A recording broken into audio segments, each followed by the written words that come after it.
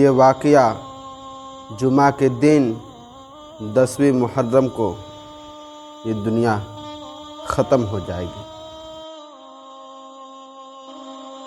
السلام علیکم ورحمۃ اللہ وبرکاتہ۔ امید ہے کہ آپ خیریت سے ہوں گے۔ آپ دیکھ رہے ہیں شاہد امجدی چینل۔ اگر آپ اس ویڈیو پہ نئے ہیں تو اس ویڈیو کو سبسکرائب کریں اور ہو سکے تو زیادہ سے زیادہ اسے شیئر کر دیں۔ اب میں آپ کو یہ بتانے والا ہوں آج کی اس ویڈیو میں کہ قیامت کسے کہتے ہیں۔ ہم اور آپ یہ سنتے ہیں کہ قیامت کیا چیز ہے، کیا یہ چیز ہے جو لوگ کہتے ہیں قیامت آ گئی، قیامت آ گئی۔ اسی کے بارے میں آپ کو بتانے کی کوشش کر رہا ہوں۔ قیامت کسے کہتے ہیں تو آپ اسے آج جان لیں اور سمجھ لیں اچھے طریقے سے کہ قیامت کسے کہتے ہیں۔ قیامت اس دن کو کہتے ہیں جس دن ساری کائنات، ساری دنیا فنا ہو جائیں گی، جس دن حضرت اسرافیل علیہ السلام ایک سور پھونکیں گے اور وہ ایسا سور ہوگا جس کی آواز سن کر چاند، سورج، دریا، سمندر، مچھلی، جانور، انسان، جنات سارے لوگ ختم ہو جائیں گے، مر جائیں گے، اور یہاں تک کہ سور بھی ختم ہو جائے گا اور حضرت اسرافیل علیہ السلام بھی ختم ہو جائیں گے۔ اور یہ کب ہوگا؟ یہ ساری دنیا کب ختم ہو جائے گی؟ اس کا ایک ڈیٹ کیا ہے، اس کا ٹائم کیا ہے؟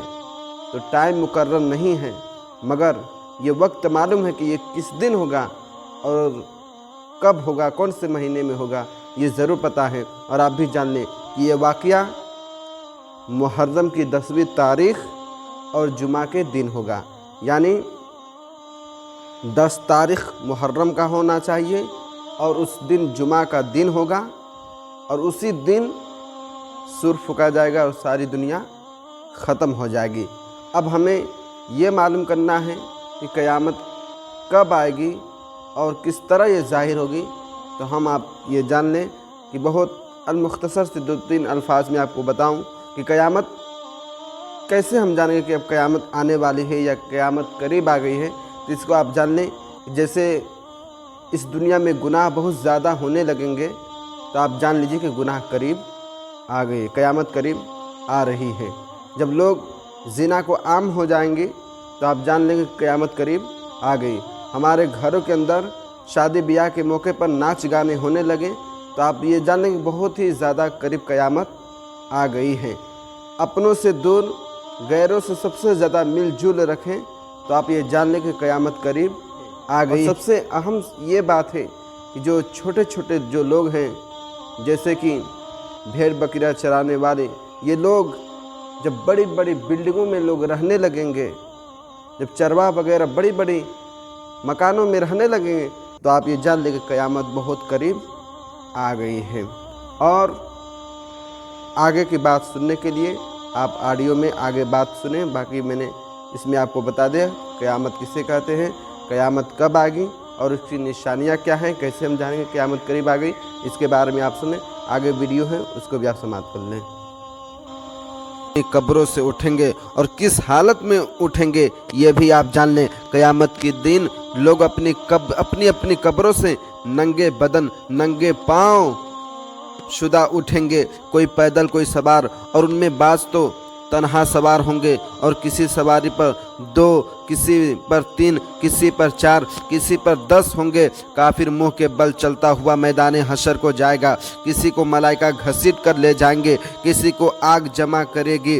یہ میدان حشر ملک شام کی زمین پر قائم ہوگا۔ زمین ایسی ہموار ہوگی کہ اس کنارہ پر رائی کا دانہ گر جائے تو دوسرے کنارے سے دکھائی دے۔ اس دن زمین تابے کی ہوگی اور آفتاب 1 میل کے فاصلے پر ہوگا۔ راوی حدیث نے فرمایا کہ معلوم نہیں، اور اس کثرت سے پسینہ نکلے گا کہ 70 گز زمین میں جذب ہو جائے گا، دھس جائے گا۔ پھر جو پسینہ زمین نہ پی سکے گی وہ اوپر چڑھے گا، کسی کے ٹخنوں تک، کسی کے گھٹنوں تک، کسی کے کمر، کسی کے سینہ، کسی کے گلے تک، اور کافر کے تو منہ تک چڑھ کر محتاج بیان نہیں۔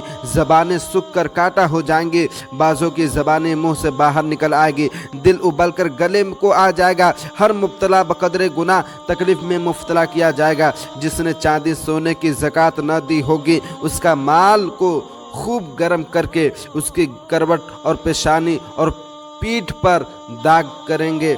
जिस जानवरों की ज़कात न दी होगी उसके जानवर क़यामत के दिन खूब तैयार होकर आएंगे और उस शख्स को वहाँ लेटाएंगे और वो जानवर अपने सींगों से मारते और पाँव से रवंते उस पर गुजरेंगे।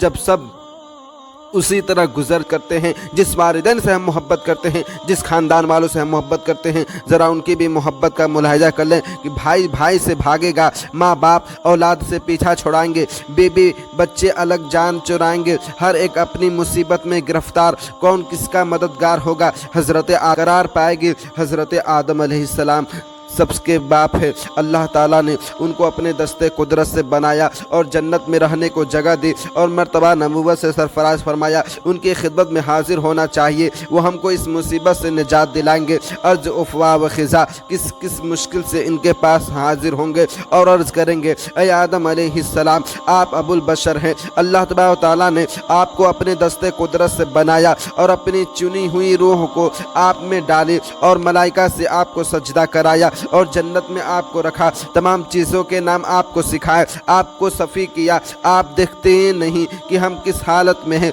आप हमारी शफाअत कीजिए, अल्लाह ताला हमें इससे निजात दे। फरमाएंगे मेरा ये मर्तबा नहीं, मुझे आज अपनी जान की फ़िक्र है। आज रब्बे अज़्ज़ व जल ने ऐसा गज़ब फरमाया है कि ना पहले कभी ऐसा गज़ब फरमाया ना आइंदा फरमाएगा। तुम किसी और के पास चले जाओ। लोग अर्ज़ करेंगे आखिर किसके पास जाएं हम। पर हिदायत के लिए भेजे गए लोग उसी हालत में हज़रत नूह अलैहिस्सलाम की खिदमत में हाजिर होंगे और उस ज़बदल की हुजूर हमारी शफाअत कीजिए, वो हमारा फ़ैसला कर देगा। यहाँ से भी वो वही जवाब मिलेगा कि तुम इस लायक में नहीं, मुझे अपनी पड़ी है, तुम किसी और के पास चले जाओ। अर्ज़ करेंगे आप हमें किसके पास भेजते हैं। फरमाएंगे तुम इब्राहिम खलीलुल्लाह के पास चले जाओ। उनको वो भी यही जवाब देंगे कि मैं इसके काबिल नहीं, मुझे अपना अंदेशा है। मुख्तसर ये कि वो हज़रत मूसा अलैहिस्सलाम की खिदमत में भेजेंगे, वहाँ भी वही जवाब मिलेगा। फिर हज़रत मूसा अलैहिस्सलाम के पास भेजेंगे,